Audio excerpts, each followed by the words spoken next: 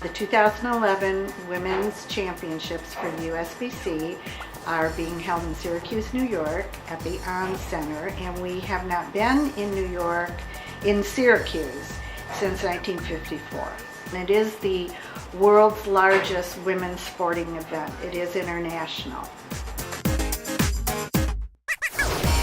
The only requirement to bowl in this event is that you have to be a USBC member. Of course, you have to be a female, being the Women's Championships. $21 membership fee will get you in the door. And then the entry fee as well, of course. And that's it. We have all ages and skill levels. There's 3 divisions, handicap, so anybody can go out there and compete.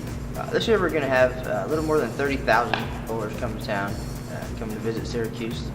They're going to bring their friends and families, hopefully. So there should be a lot of folks coming through. They share the day, they share the experience, they share the sport, and they also share a part of their lives in their home with each other and take home a piece of their bowling in a good way.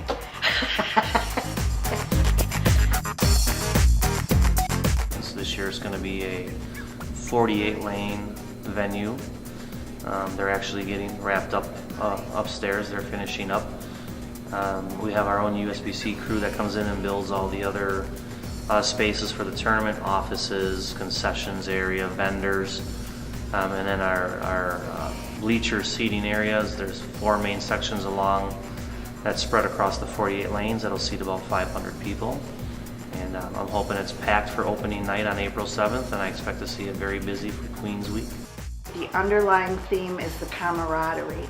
The women are very supportive of each other and out to have a good time. It's probably the only experience outside of Girl Scouts and maybe a Mary Kay convention that women have basically all to themselves. We have a steady stream of bowlers from April till July. About 500 new ones coming to town every day. They're here 3.5 days. So when they're not on the lanes, they're out and about, eating, shopping, enjoying the city. In the end, it's going to mean an economic impact of about $40 million to the city.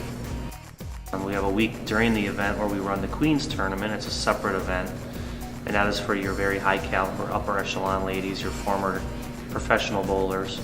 We'll have about 200, 250 of those women come in and bowl.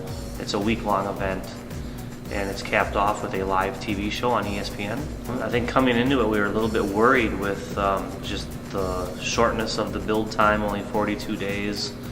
The venue's a little bit smaller than we're used to working in. We were a little bit scared of the weather here in Syracuse, so we had a bunch of things that we were a little bit nervous about. Once we're done here in July, and we're ready to dismantle everything, we'll have Habitat for Humanity hopefully come in and help us with that process. And any materials that they can salvage will go to help build homes in the community here, which is a great opportunity, for us to live on after the tournament's over. As our director of tournaments says, it's part of the bowling experience to leave a little bit of yourself where you go. We'll certainly take a piece of Syracuse with us.